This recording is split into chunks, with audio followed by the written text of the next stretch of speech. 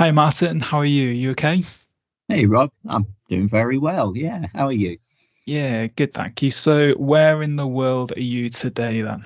I'm actually working from home. I live in Bath and Transform is based, our main office is based in Bristol, so it's easily accessible. But yeah, I'm actually at home today and hoping I don't have the dog trying to get in barking at the door, but standard issues. Yeah, definitely. Do you know, I wouldn't mind having that'd be new for the podcast. That would a dog coming in. That'd be yeah, all makes it all unique. Absolutely. From there. Cool. So, Martin, are you able to just explain in terms of very briefly in terms of your role and obviously the work of Transform? Because I think most people will know of Transform, um, even from an international perspective because of the work that they do across the world. But yeah, are you able to just give a brief outline of your own role and Transform as a whole as well? Sure, of course. So Transform Drug Policy Foundation was set up 25 years or so ago now, by someone who was working in the criminal justice system. He was actually based in Shepton Mallet Prison, which at the time was the oldest prison on the estate, literally Victorian, absolutely horrendous.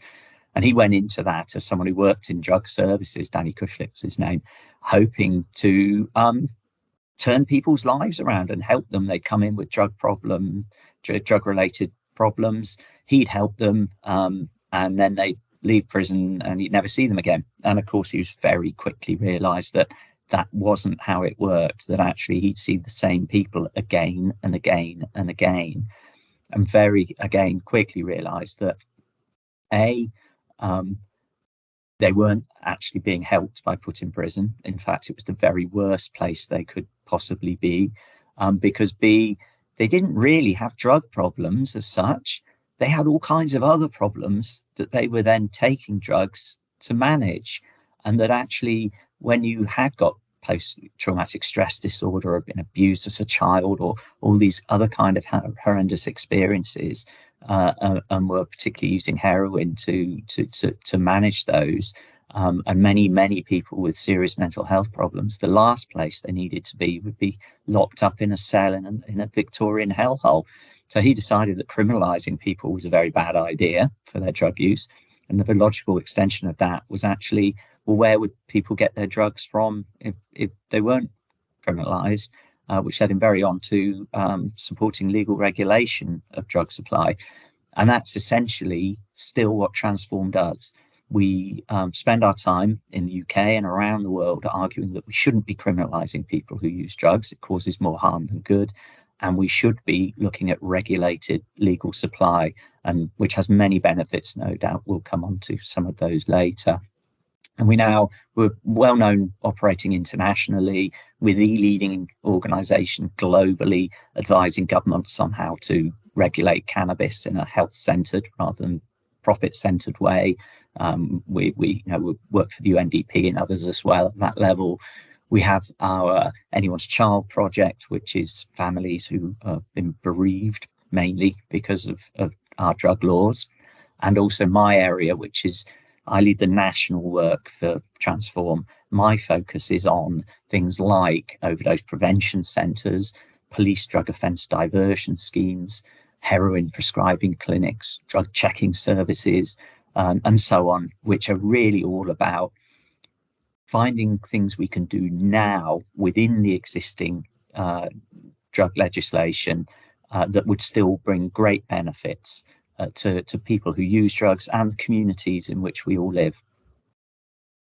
Yeah, it's funny you say in terms of like around overdose prevention centers. So obviously people may kind of know them as like drug consumption rooms or even back in there. I don't really hear it much anymore, but medically supervised injecting centers. I don't really hear that terminology anymore. But yeah, my go-to thought of you, Martin, is always driving the Glasgow Overdose Prevention Centre van. Obviously, you've kind of brought it to Wales a couple of times. What's what's the general feeling when you take that to different events? Because you've taken that van that was operated by Peter Crichton back in 2020, wasn't it? In Glasgow, as he set it up as a way ultimately to try and support people who were injecting substances, using substances on the street in Glasgow, and obviously in response to many issues that have come from that. But obviously Transform have taken that ban on. But what's the response you tend to get when you take that van to all different corners of the country? So with Peter's ambulance, we normally operate it with our Anyone's Child flowers. So we have 4,500 handmade flowers that we lay out with it, one for everyone who died in 2020 from a drug overdose. And actually with Wales, we've taken it to Llanelli, Carmarthen, Newport, Brecon, Merthyr, Aberdare, Cardiff. So a lot of places, and many more in England as well. And generally speaking, the response is very good. It's such a straightforward idea when you say to people, look, we're going to be giving out needles to people from needle and syringe programs. Everyone agrees that's a good idea, but we're just sending them out into the street and saying, go and inject round the corner. Wouldn't it be more sensible if they sat here in this vehicle and did it, and put their sharps straight in a sharps bin, and then we could talk to them about treatment and other support and so on. And the moment people realise that those are the only two realistic alternatives at the moment, the support is generally, with one or two exceptions, very good indeed. I remember when you came to one place in Wales, I'm not going to mention the name, but obviously there was quite a prominent kind of like community member who was quite vocal really about even just the van visiting the town. And I remember, I think it was maybe like on the Monday, and I think she actually called me on the Friday, I think it was, beforehand, and it was kind of like an hour's conversation about, the van, and ultimately, yeah, she was really angry that he was visiting, her local area. And I know that you kind of chat to them for quite a long period. In terms of that situation, obviously, that individual was, let's just say, not very happy that the van was just attending the town centre. How have you dealt with ultimately? I know you mentioned in terms of giving, a general overview in terms of actually how these facilities can help mitigate certain issues such as discarded paraphernalia, but thinking about that situation in terms of talking to that individual who was quite angry and quite kind of passionate in terms of actually not allowing such facilities to come to that area, like how do you deal with those kind of situations where, yeah, that person is nowhere near the side of what we are in terms of for these facilities? I think it's really about listening, because first and foremost, you never change anyone's mind if you go in and tell them what they should think and how their community should be without you shouldn't. Essentially, you need to hear what they've got to say and what their concerns are. So with that particular person, we just went and stood a little way away, and I listened. I listened for quite a long time to what her concerns were around people who use drugs and related local acquisitive crime and problems with drug litter and so on in the area, and gave them the opportunity to talk about that and talk about the impacts that all that was having on her and local businesses and people. And those are genuine concerns, and those are things that anyone would be concerned about if that was your locality. And it's after you actually listen to people and then can start talking about the experience of other areas, and that how some of these measures can potentially help, is the way that you can bring people around to at least consider something like an overdose prevention centre, and especially if you can bring in the voices of other people who live in communities where they've already got them, that you know, have seen the benefits, have seen fewer ambulance call outs, so less pressure on health services, less street injecting, needle litter, and so on. But yeah, I mean, the core thing really is to give people space to talk about these things. And you know, it's like so many things in society at the moment. It's actually really unconstructive if we get into a situation of polarization, and it's really important not to accuse people of not caring, for example, because it turned out that that person actually was really quite compassionate, and they knew the names of lots of the individual people in that city centre. You know, a couple of them came up to talk to us, and she knew them by name personally, and was really quite, you know, perfectly pleasant to them, and was telling me their backstory and the rest of it. So really, that's really what it's about, I think, is don't go in there being the expert who tells people what they should be doing, but listen to what their problems are and what the issues are, and then try and come around to, you know, shared solutions and how you might deal with that. And by the end of it, they were actually saying they weren't against having an overdose prevention per se. They wouldn't want an enormous green ambulance in the middle of their town, which they don't have to be. You know, it can be much subtler than that, because, you know, they don't want that from a tourism perspective.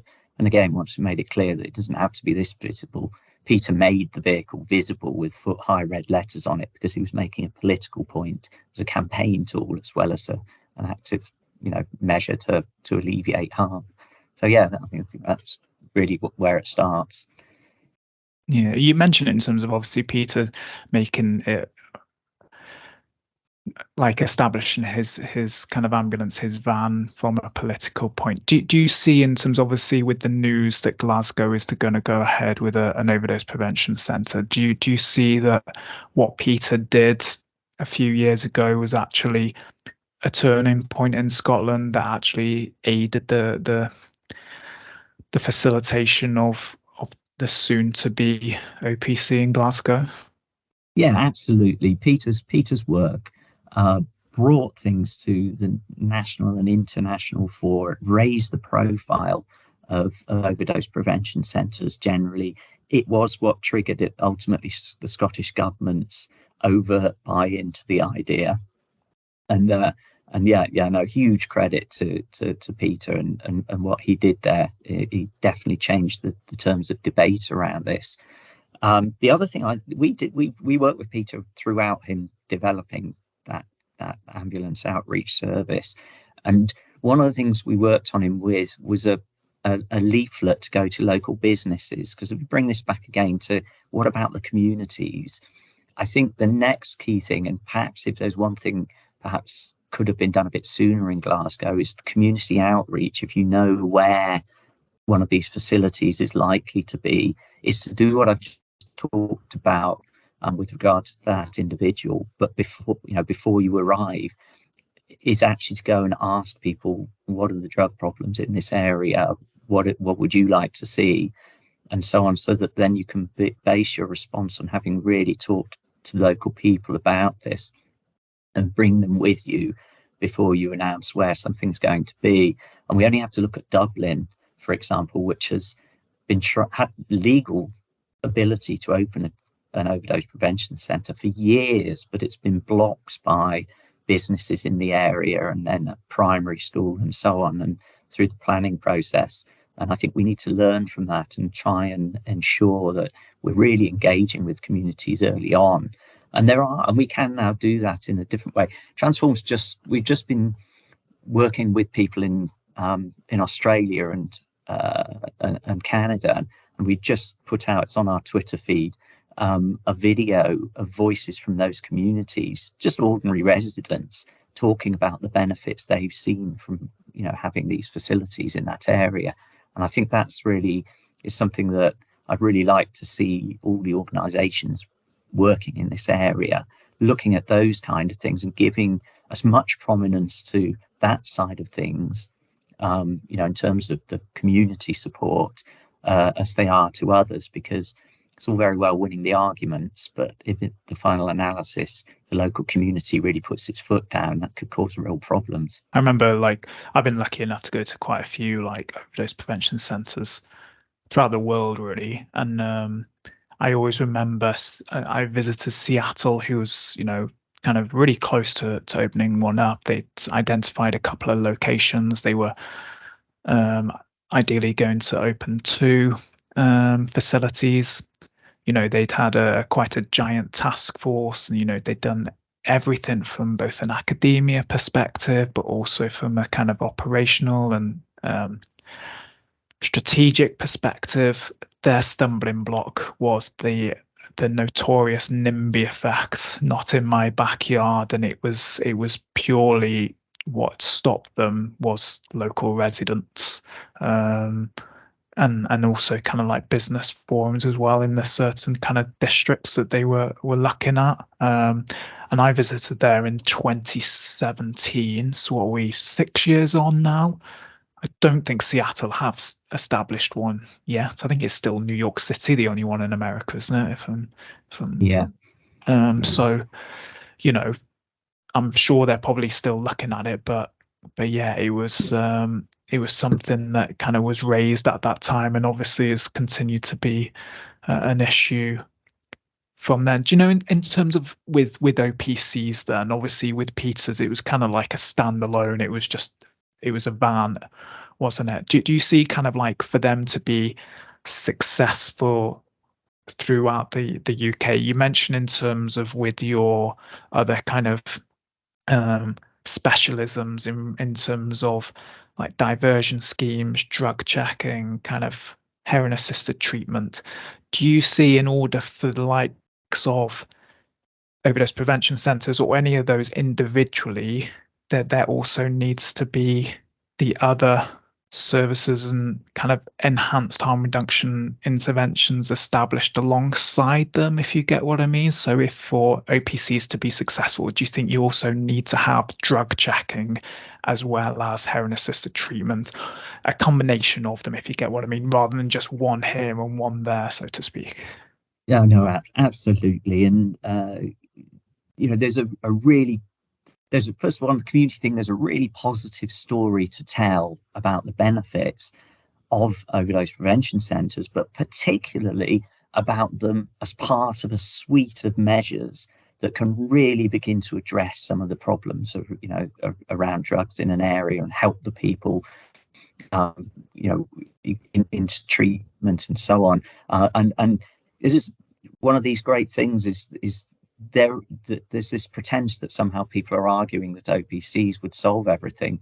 There isn't a single person who supports them who claims that. It's absolutely one piece of a jigsaw, because it's a complicated problem dealing with the reasons people take drugs, the reasons they get into problems with them, and so on. And it needs a complex set of solutions, of which OPCs are an important part, but only one part of that. And absolutely fundamental is having really good treatment services that have an offer that are appealing to people, that people actually want to engage with. And an OPC is one part of that, particularly for people, because it's very low threshold where people can just walk in, where perhaps they are disillusioned with local treatment services or have had bad experiences with authority in general and aren't wanting to go along there. And they could be one of the routes to get people into treatment, as well as keeping them alive for today and all the other health benefits of having wound treatment and so on. But yes, it needs to be it needs to be meshed into that wider system, definitely not standalone. With your vision goggles on, Martin, do you see then, in terms of obviously what's happened in Glasgow and with the potential introduction of an OPC in the Scottish city, are you fully confident now that we will start to see more pop up in other kind of towns and cities across the UK in the next couple of years? How confident are you in that? 100%. I'm absolutely sure this will happen for 2 reasons. One good and one bad. A good one is that it will be seen to work in Glasgow. They've worked everywhere else. Why wouldn't it? And also, Keir Starmer has said that, as he has said, he won't block the one in Scotland. Now, if he wouldn't block one in Scotland because it had democratic support of the local parliament, it would be very odd if he'd block one in Wales if the Senedd supported this. It would be entirely hypocritical for him to do that. So, and I think we can now reasonably say that it's looking almost certain that there'll be a Labour government within a year or so. So you would expect, that politically there wouldn't be any barriers to this. Those are the good things. The bad one, which again I think we'll probably need to talk about more, is that we are starting to see synthetic opioids, things called nitazines, a bit like fentanyl that's come in the US so devastatingly, creeping into our heroin supply and other drugs as well within the UK. And there are real problems and some real drivers that mean that's likely to increase, and with them overdose deaths. And actually, we already have record deaths, as you know, Rob, in the UK, not just in Scotland, across the UK. So we're already in a terrible crisis situation. If that starts getting worse because of these nitazines and other synthetic opioids, then it really will be unstoppable, the demand that a lot of cities and towns are allowed to open overdose prevention centres to keep people alive. Afghanistan then, Martin. So Afghanistan is obviously one of the biggest producers in the world. Is that right to say in terms of opium? And obviously a majority of Europe's opium is sourced from Afghanistan. Obviously, we know that the Taliban has banned the production of opium in that country. What's the reasons behind that? And is it something that we've seen before? So therefore, can we kind of expect similar kind of consequences of what happened before? So first of all, it produces Afghanistan is the source of 95% of our heroin here. Single biggest opium producer in the world, illegal opium, that is. Of course, there's huge amounts of opium grown, for example, in Tasmania, where they literally use combine harvesters, harvesting it for legal use for medical supply. And we actually grow quite a lot of opium here in the UK, Hampshire, Kent. I've stood next to fields of it, which is then sent as opium straw, sort of raw material, to Switzerland, where it's turned into heroin, and then exported back to us for our medical use, but particularly for our heroin-assisted treatment programs, the ones in Glasgow, and there's another one now that Cranston are running as well. So yeah, very clearly just the illegal side. In terms of Afghanistan as a whole, why did they introduce this ban? Well, it's a religious edict. The Taliban introduced it in part because it runs counter to their religious beliefs. And that also means that it's more difficult for them to rescind because they have said it's been delivered under for religious reasons. But ironically, also, there are those, and I hat tip here to Dave Mansfield. Anyone really wants to know this stuff inside out, look for Dave Mansfield and Ulcis, he's the UK's leading expert on this area. It's also about wanting to try and get development aid in from the rest of the world. And there's a suggestion that the Taliban have done this because we, of course, invaded Afghanistan in part. At least one of the excuses was to stamp out the opium trade, and failed abjectly at that. And governments like ours have called on Afghanistan to stop the opium production. So there's an argument that they're actually doing this in part because governments like ours have asked them to, because it would be a desirable thing for them to stop the flow of heroin. Unfortunately, of course, if you stop the flow of heroin but you don't stop the demand, what's going to happen? The demand won't just vanish of its own. Other things will come in, and that's where this big concern about nitazines and other synthetic opioids is rising. So the Taliban banned planting of opium in the planting season's November to January. Last year, 2022, they banned the growing of opium. It led to an 86% reduction in opium production in Afghanistan. Now, bear in mind, as I was saying, that 95% of the UK's heroin comes from Afghan opium. You can see the potential there for massive reduction in heroin supply. And in fact, the National Crime Agency, I hear, linked the resulting heroin price rises then to the arrival of some nitazines in the supply. Now, in reality, some of that will have just been fear. It would have been, oh, look what's happening. Prices of opium are rising in Afghanistan, and organised crime groups thinking we'll find our own supplies, even before there's any shortage, because there was still quite a lot of stock that would be of opium that would be being exported and converted to heroin in country as well. So the actual impact would have been significant, but not anything like as big as it could be in terms of reduction of heroin production. Spool forward to now, and what we're seeing again is actually there's another ban. The ban is being extended to a second season. Now, obviously, already we will have seen some of the stock used up, so there'll be less stock available. But perhaps even more significantly, the Taliban is actually moving against the trade itself. So before, they stopped the planting, but there was still the trade was pretty much allowed. Now what we've seen is since sort of in February, they introduced restrictions on a tax on the international trade in opium. They also are in July, they halted the opium catapults on the Iran border. So essentially they set up, there were a whole load of catapults along the Afghan-Iran border that fire 1 kilogram balls of opium over the border into Iran, and they've stopped all those. They've shut them down. Incidentally, that's another reason that Trump's wall, when he said it would stop drug, people trafficking drugs, is just a nonsense. But anyway, we won't get into Donald Trump. That's another episode. Yeah, totally.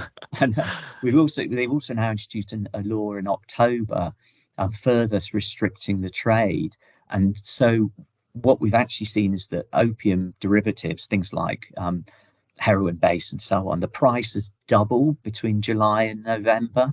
And what that tells us is that those restrictions are working, and that we are very likely to see a really, marked increase in the price in heroin coming into Europe and the UK, with a consequent just financial pressure to bring in these super powerful, super potent synthetic opioids, with all the massive increase in risk of overdose that they bring. Now, in the long term, poor people in Afghanistan rely on opium production. It's one of the few things they can rely on, and there will be growing dissent towards this. Some displacement of the growing will happen to areas the Taliban has less control, and there will be pushback against this. But it could be multiple years before the opium growing returns. And obviously, if we look at what happened in America with the introduction of fentanyl, we can't wait that long. We can't wait for this illegal heroin trade to resume, unless there's something happens. It's not 100% certain. The Taliban could change their mind, but we shouldn't be betting the lives of thousands and thousands of people who use heroin on the potentially vain hope that the Taliban reverse their stance on this. So it sounds like, so what you detailed there is ultimately it's not just the ban of the harvesting. They've kind of looked at all other areas around the opium business, so to speak. Then obviously you talked about the trade and the catapults as well. I've never heard of that before. That's fascinating, that, in terms of one of the ways that they go about it. Because one of my questions was going to be, do you not just potentially, if we see a reduction in opium and then ultimately reduction in the heroin market, could we just see a reduction in people using heroin? But it sounds as if then, these synthetic opioids you mentioned, like nitazines, coming into the market, that actually there's not necessarily going to be, well, there could be, but maybe not a significant reduction in the amount of drugs available. It's just going to be a different version. I think sadly that's right. I mean, if we look back to 2001 in Australia, there was a heroin drought then. And what you did see was there was a significant increase in people going into treatment where they weren't able to access heroin. But you also saw more harms increasing where people switched to taking benzos, cocaine, and other drugs where they still, the reasons they were taking heroin hadn't gone. But as we all know, the drug market has changed since then and is much more dangerous, 22 years on. And that why would organized crime groups give up their market? Why, just in general terms, what's the benefit to them from not putting nitazines and so on in? We've always been quite fascinated about why fentanyl hasn't had the level of penetration into the European markets that it has in North America. And I think to be honest, people don't want to kill off their customer bases. People won't be deliberately trying to harm people. You must make clear also that lower down in the tree, there are just people sell drugs for survival, for their own their own because their own needs. But yeah, and I think that's one of the reasons we saw what happened with fentanyl in the US. And I think those making the big money out of heroin didn't want to wipe out all their customer base, as there was no motivation to do that. The question arises, if the choice is between having no customer base because you haven't got anything to sell, or putting your customer base at risk by putting potent synthetic opioids in, I think it's pretty clear which side of the fence that's going to fall for quite a lot of people involved in, particularly further up the trade. But it's there are things we can do about this. We can learn from North America about what's worked there and what hasn't worked there. We can also look at what the systems are like here in the UK, and we do have things that are better than in America, where they have almost no methadone prescribing or anything like that. They have this hideous privatized health system where actually access to treatment is so much more curtailed because of that than it can be here in the UK. So there are reasons why we can make sure things aren't as bad as the US, but we need to be doing something about it now. And I'm wholly underwhelmed by the British government's suggestions so far about, in their guidance about what we should do. So what is their guidance then? What do they say that we should be doing?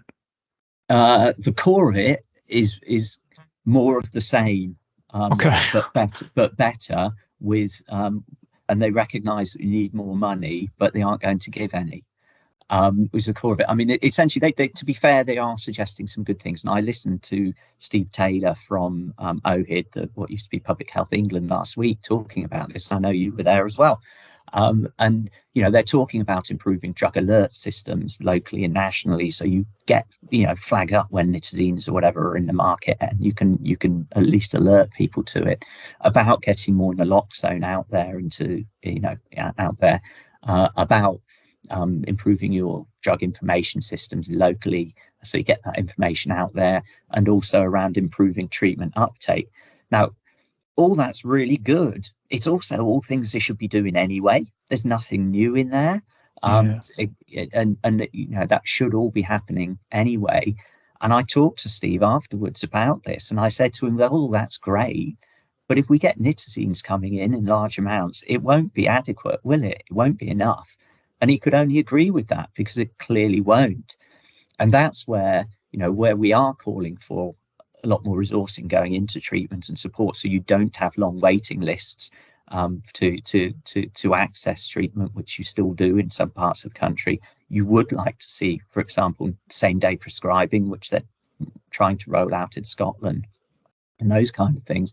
But we also need measures that are going to appeal to people who just don't trust the treatment system, don't trust have no faith in authorities whatsoever and have been alienated by the system over the years and aren't engaging at all.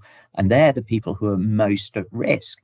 So that's why we need things like overdose prevention centres, where people can walk in off the street and it's low threshold to begin that engagement and keep people safe. We need drug checking, where you're giving people a reason to come in and find out what's in their drugs.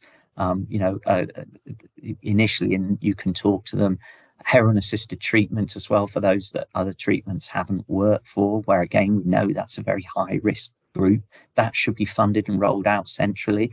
These shouldn't be instead of treatment. These should be funded separately as well as existing treatment. And one little one, I crack pipe provision as well. I'm on the advisory council. It's called the Safer Inhalation Pipe Project or something like that, which is being run by academic Magdalena Harris, where they're running trials in 3 or 4 areas, providing crack pipes from needle and syringe programs, which madly is currently illegal. No good reason for that.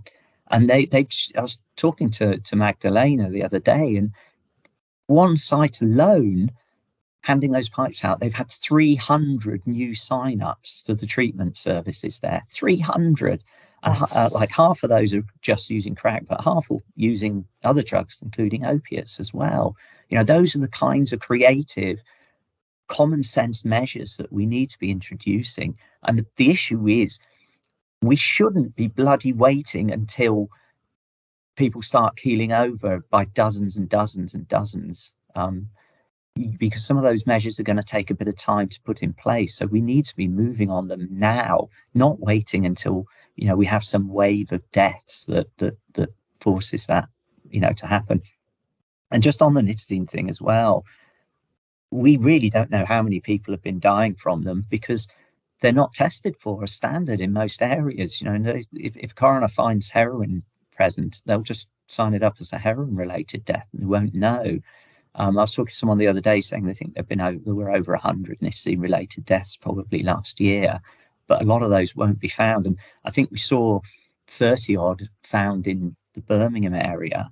Well, the only reason that happened is because their coroner is really on it and was testing for these things. So this is another thing we should be doing as part of that service, is actually making sure coroners are finding out, where people are dying from these drugs. So they only tend to test for certain substances in a death once they kind of got wind of maybe this drug being in circulation and kind of being implicated. Do they only then start to test for that substance in those scenarios? Yeah, I think no, absolutely. I mean, it costs more to test for more drugs, and I think there's just a resistance to to spend that money, and I think direction that's something that has to happen. And also we need coroners to be releasing more readily information around drug deaths as well. And now I did an FOI, a Freedom of Information Act application, to try and get more drug death information around Bristol out of the coroners, and they were just flatly refusing. And I can understand some of that. They were saying, well, these people who've died, their families might not know they died from a drug-related death, and it could be very upsetting for them. Or it might reveal the address of someone where other people are living. But I'm sure there are ways where you could strip out some of that data, but would still provide, oh, look, we've had 7 deaths in this particular narrow area. That points to there being something particular in the supply there that we should be checking. And we know that happens too. I remember I did a fentanyl round table several years ago, run by CGL in Manchester, where there was a guy. I was with you, Martin. Oh, you were? God, that's going back a few years. Yeah, I think I was there back then. Yeah. And you'll remember them talking about the Middlesbrough, I think it was, where they had 4 or 5 deaths on one side of the street and none on the other, and it was because the dividing line between who sold drugs to who was literally down the middle of the road. Again, that kind of information would be, very useful to get out to people as well, if it's done in a timely way.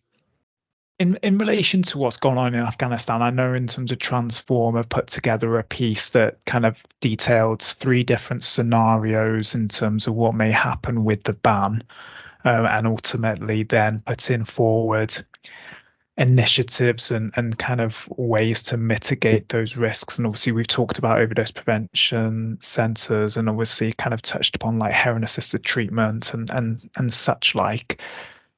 What Transformer put together, has that been submitted to the different governments in the UK? And if you can say, realize that potentially you may not be able to, but has there been a response to what Transformer submitted? Yeah, and the other one that I should mention, of which heroin prescribing clinics, heroin assisted treatment, diamorphine assisted treatment, whatever you want to call it, is one that we need to look at more as safer supply. It's recognizing that actually what kills people here is not knowing what they're getting, and we need to be looking at extending prescribing and looking at other ways to make sure people know what they're taking.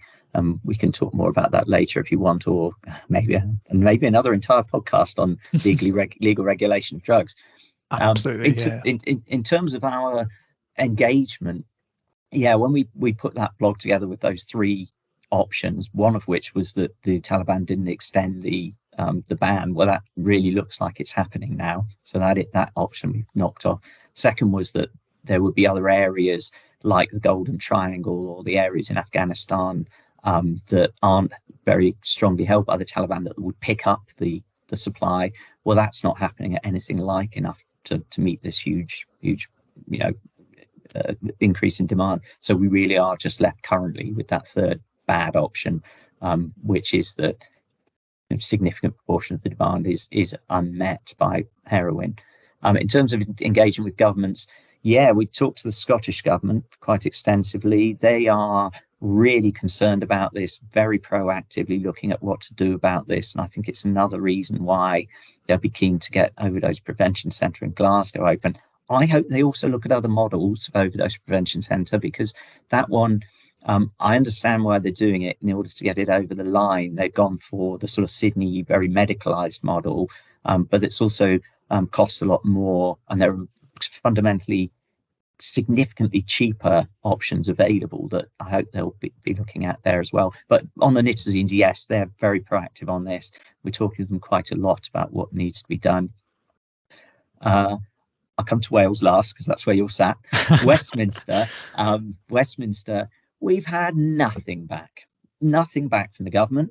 And sadly, we've contacted multiple times Wes Streeting, the Labour Health Shadow Secretary, Yvette Cooper, Shadow Home Secretary. Absolute tumbleweed, nothing back from them at all.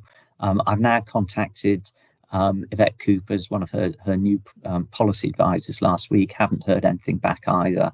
And frankly, that's not good enough, because we, like I said earlier in this podcast, it's highly likely Labour will form the next government.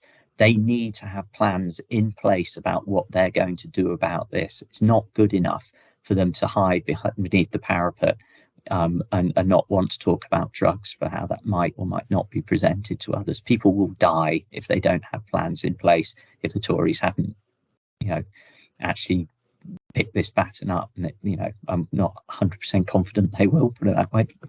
Yeah. Welsh government, we've actually got a meeting next week with some people. We haven't got a meeting with Lynn Eagle, which we have requested. Hopefully that will follow on for this, but we do have a meeting next week with some of the policy people who work on the drug related issues and policies. So we'll see what comes out of that. And it stems from a joint letter that we did with you, Barrod, and Kaleidoscope as well. So clearly we'll look to hook you into that discussion as well. I was going to ask you in terms of, mentioned in terms of potentially it's highly likely we'll have a Labour government, and, do you see any kind of big, again, kind of looking into the future, but would you see any kind of big changes within drug policy with a change of government? But it sounds like if, you've already reached out to them regarding this issue, that maybe the signs aren't looking too positive. I think let's say we're still going to have to be campaigning. It's Yeah. not. It's the door is going to need pushing open. They're not going to hold it open to us. But that said, I cannot believe that they will want to preside over drug deaths going through the roof. And I hope that they will be pragmatic about this in terms of the potential political implications of that, as well as, you know, the human side of what that means, and that a Labour government would allow a lot more to happen than currently, you know, is.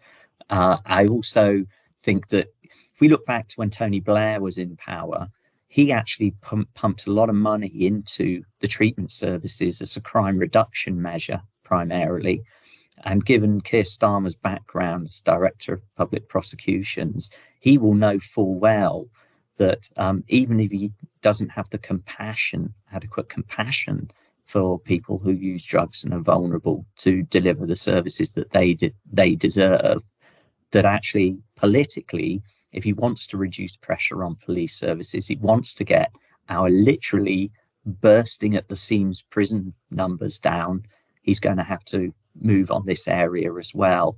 So that, you know, I hope they'll see the political benefits as well, and financial cost saving benefits, as well as the human compassionate reasons that, you know, should be enough, but sadly in this world often aren't. Martin, before we wrap this up, there was one question I wanted to ask you at the end, of which obviously I'll do now, but is there like one big drug related kind of change within policy, within legislation that you're 100% confident that will come into play in the next 5 years in the UK? Okay, so one is the Overdose Prevention Centres, but I think wrapped around that, the change that we're looking for, and I hope we will see, is a broader shift in the narrative within the UK towards, for example, making treatment retention the key goal, keeping people in treatment so that they're safer, not abstinence. And that change in the framing, I think, you know, would be one thing I'd love to see, and I hope to see. I couldn't say I'd be 100% sure we'll see it. In terms of internationally, well, Transform is advising Malta at the moment, the first EU country to formally legislate to legalise the recreational use of cannabis. Germany is looking at a similar model now around cannabis social clubs, non-profit measures. And I think towards the end of that 5-year period, things will have changed so much that it will be, it's unlikely to happen actually within the next term of government, but we would be seeing that it's clear that the following term of government, cannabis will be legalised and regulated for recreational use in the UK as well. So watch this space then. Yeah. There we are. Martin, I could chat to you for another hour, or if not longer, in terms of, I think, we've pretty much just kind of touched the surface on quite a few things. Is there anything you'd like to add before we finish? I think the only thing I'd really say is, and this was something that I saw at the Birmingham Safer Lives conference where you were, and I saw you personally and Barod complimented for providing support to the organisers of that conference around click and collect naloxone. And it's more broadly, I'm just really pleased to see treatment services working together despite the obvious issues around you tend to tender for similar work and so on, but that willingness to work collectively to look at these problems, and that I think is really great to see. And and I'm really pleased that Barrett's part of that. Yeah, partnerships is definitely the way forward, and that you can't go about everything alone. You've got to do it together with other services, without doubt. Martin, it was an absolute pleasure. Thank you so much for coming on this podcast and to do this episode. As I said, I think I could chat for another hour or two, if not longer. So it may well be we'll get you on another episode in 2024, which is quite mad to say from there. But Martin, I hope you have a lovely Christmas. and New Year. Yeah, and thank you again. If you have been affected by any of the issues discussed in today's podcast, please reach out. Barod have a free and confidential live web chat service that is available 7 days a week on our website at barod.cymru, where you can chat to a trained support worker. Alternatively, you can contact Wales's National Drug and Alcohol Helpline, Dan 24/7, either by calling 0808 808 2234 or text Dan to 81066.